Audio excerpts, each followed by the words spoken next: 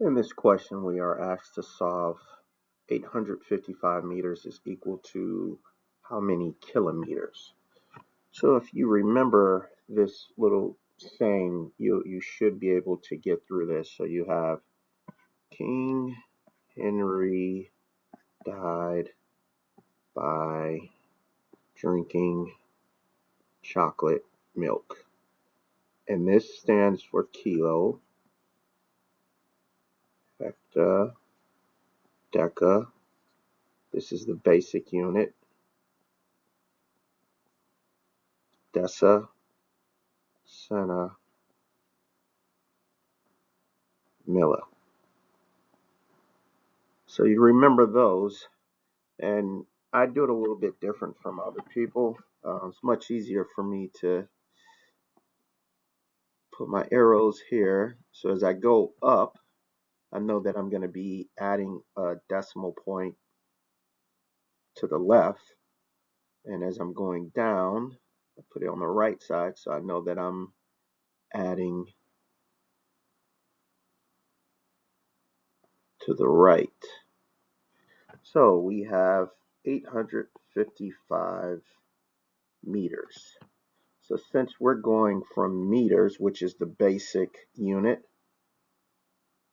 we're going to start here, put our decimal point there, and we're going to go to the left 3 times to get to the kilometer. So we go 1, 2, 3, put our decimal point there. So our answer is 0.855. 92 pounds is equal to how many kilograms? Round to the nearest hundredth if necessary. So first thing we need to do is determine what conversion we have to use. Some of these things you're going to have to remember, but we do know that 1 kilogram equals 2.2 pounds, and this is just one of those things you're going to have to remember. And since we have that conversion that's needed, next thing we have to do is set up a proportion.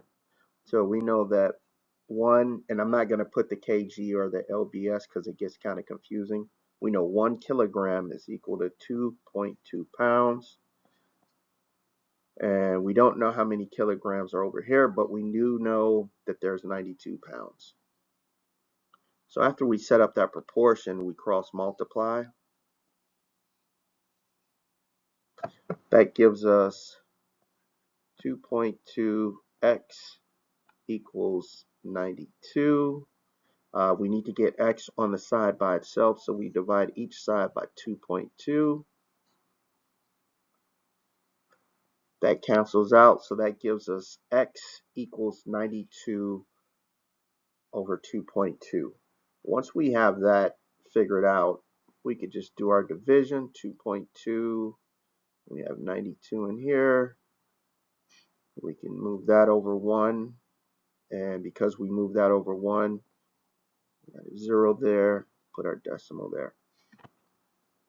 Because that's a decimal, and we move that over 1, that gives us 920.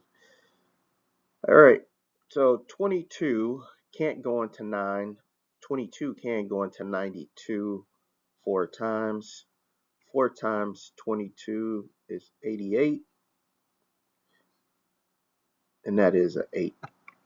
Let me erase that and make it look a little bit better. That is a 8. Oh, goodness. Okay, that looks a lot better. So 92 minus 88 is 4. Bring that 0 down. And 22 can go into 40 one time. So it's telling us to round to the nearest hundred. So we can stop here because there's only one answer with 41, but we're going to keep going. 40 minus 22 is 18.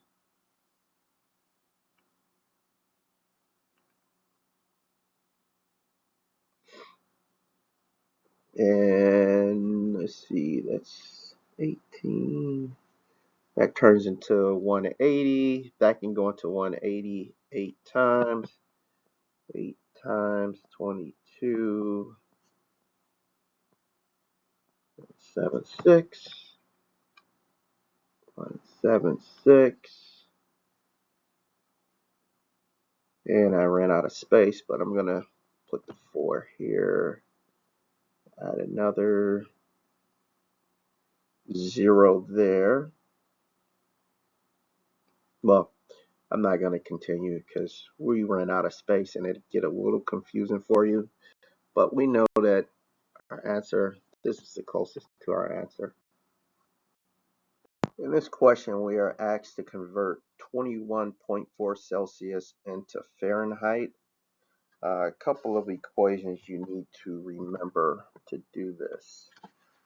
First is Celsius is equal to 5/9 times F minus 32. And then Fahrenheit is equal to 9/5 times Celsius plus 32. So since we're asked to convert Celsius into Fahrenheit, we are going to use this equation. So we're going to erase all of that because we don't need that anymore. I just wrote that out there so you know what the equation is for that. Alright, so we have Fahrenheit is equal to, and what we can do with that 9/5 is we can turn that into a decimal because that makes it much easier to do our multiplication and addition. So we're going to divide 9 by 5. 5 can go into 9 one time. 1 times 5 is 5. 4.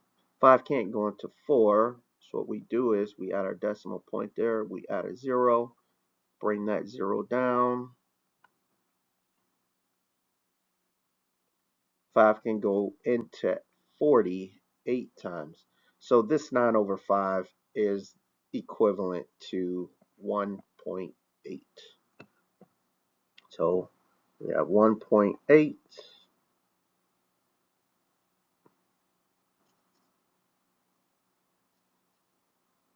times 21.4, because that's what Celsius is, plus 32.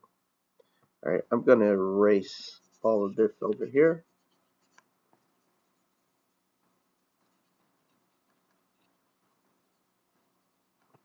And then I'm just going to do my math. So we have 21.4 times 1.8.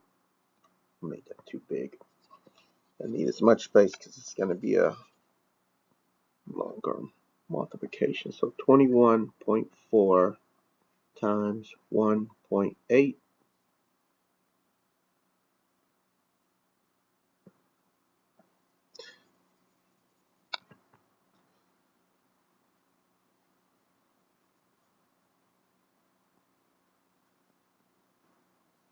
All right, so 8 times 4 is 32.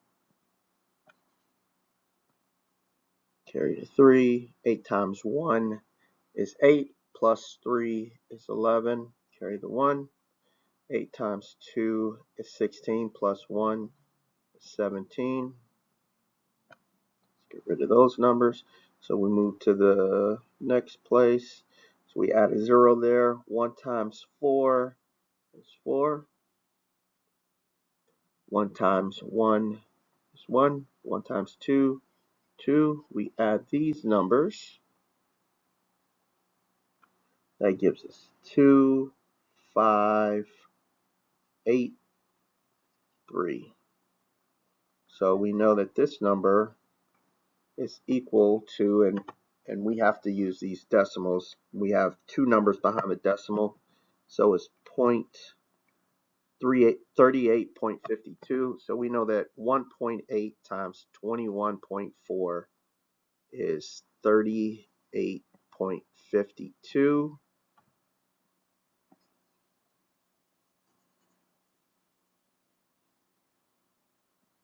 Now all we need to do is add that 32.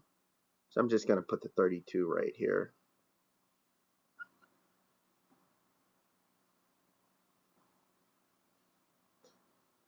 Two, and that is not a 6, that's a 0.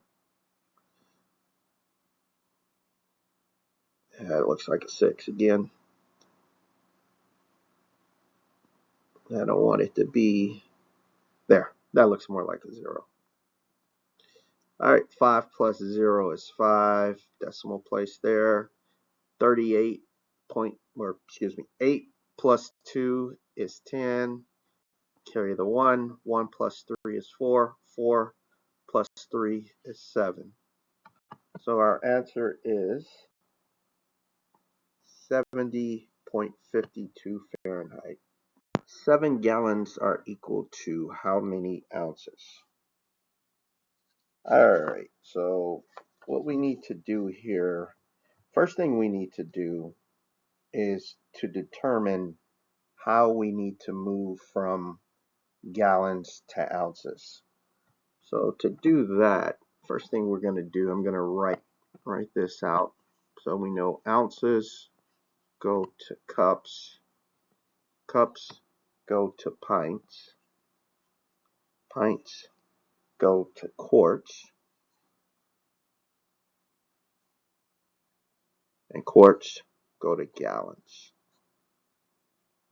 So we know that there are 8 ounces in a cup. So if we go from ounces to gallons, we have to divide. So we have to divide, divide, divide. So we know that there are 8 ounces in a cup, so we would do some division using an 8 there. My 8s are just not looking good today. And we know that there are 2 cups in a pint. We know that there are 2 pints in a quart. And we know that there are 4 quarts in a gallon. So if we move from ounces to gallon, we divide. If we move from gallons to ounces, the other direction, we multiply.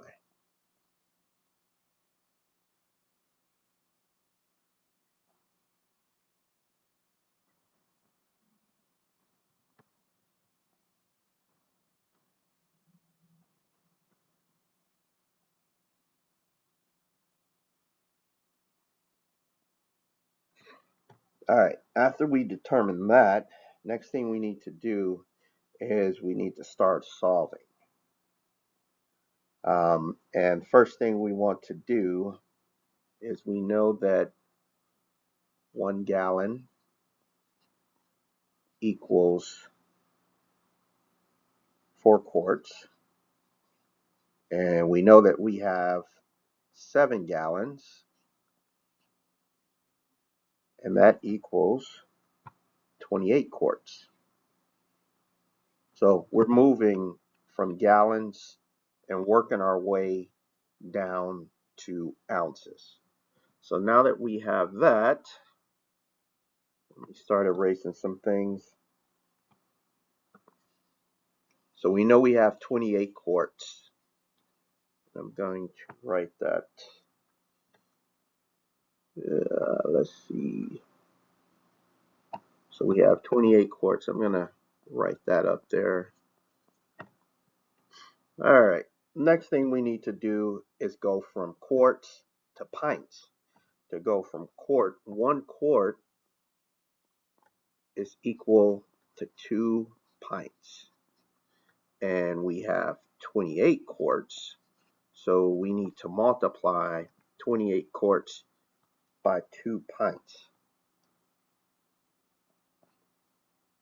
So what we do is multiply 28 times 2 because we're going from quarts to pints. So that equals 56 pints. All right, let me go ahead and erase that. We know we have 56 pints now.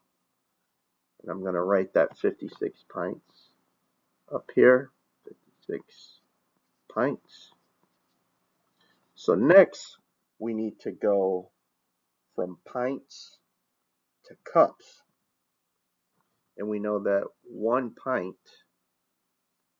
equals 2 cups.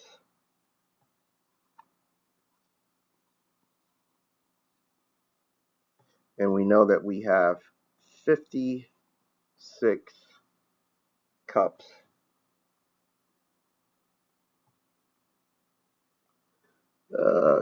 56 pints is equal to, and then we just multiply 56 times 2. It's 12, carry the 1. 2 times 5 is 10, 10 plus 1. So 56 pints is equal to 112 cups. All right, so we're going to put our 112 up here. It's cups.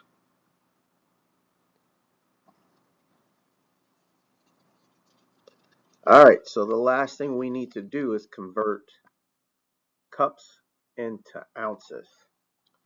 And we know that 1 cup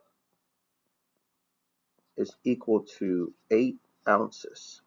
So we know that we have 112 cups. And we have to multiply 112 times 8.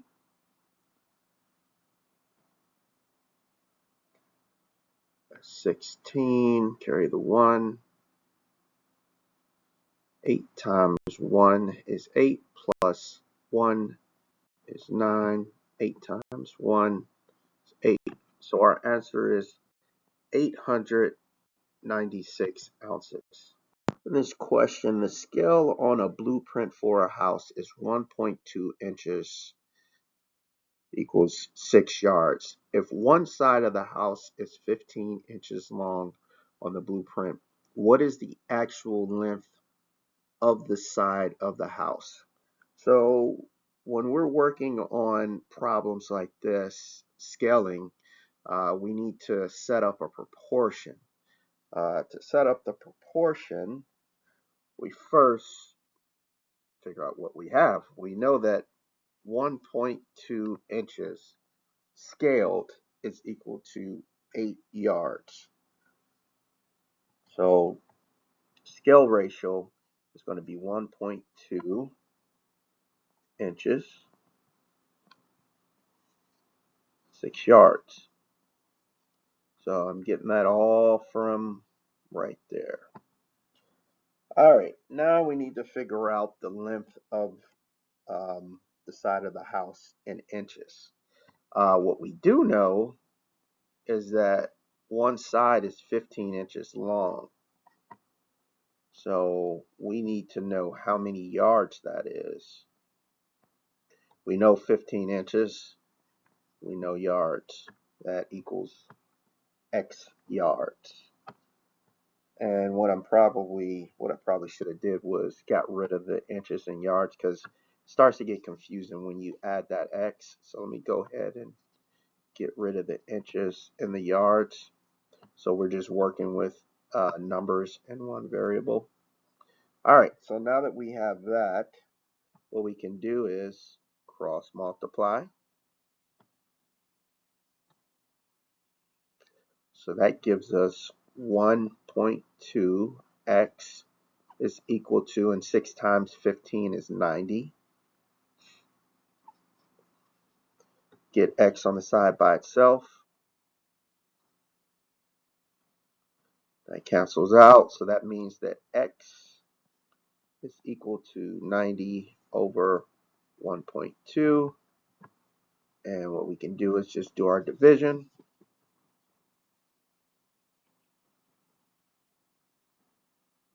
So that gives us 1.2 divided by 90.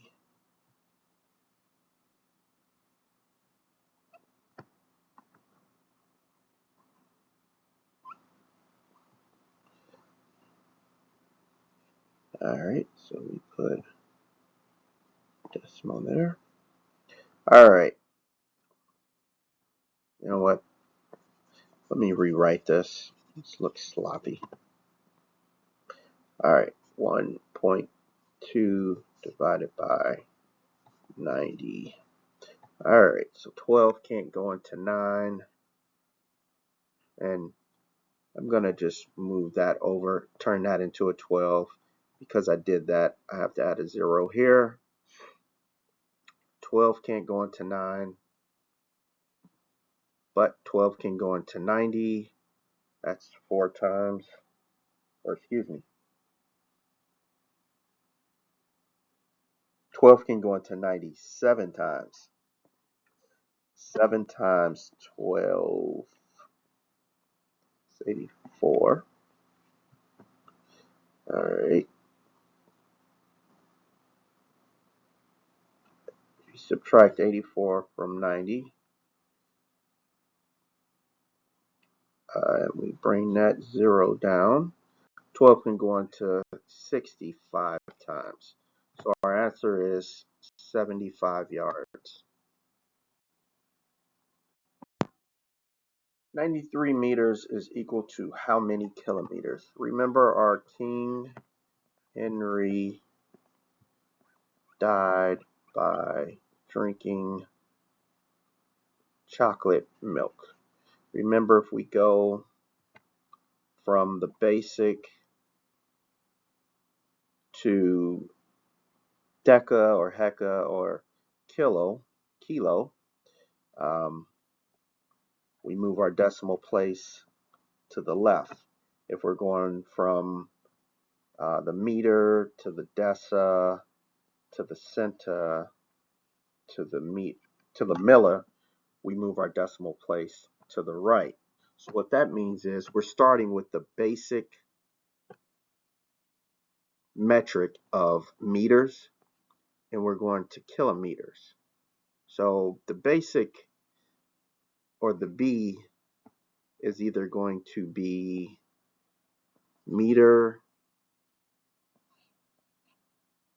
gram, or liter. Those are the basic metrics. So we're using meter.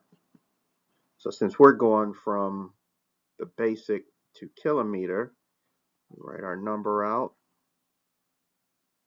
put a decimal point here. It's a terrible looking decimal point. And we go to the left. So we go 1, 2, 3. So 1, 2, 3. Put our decimal point there. So our answer is 0.093.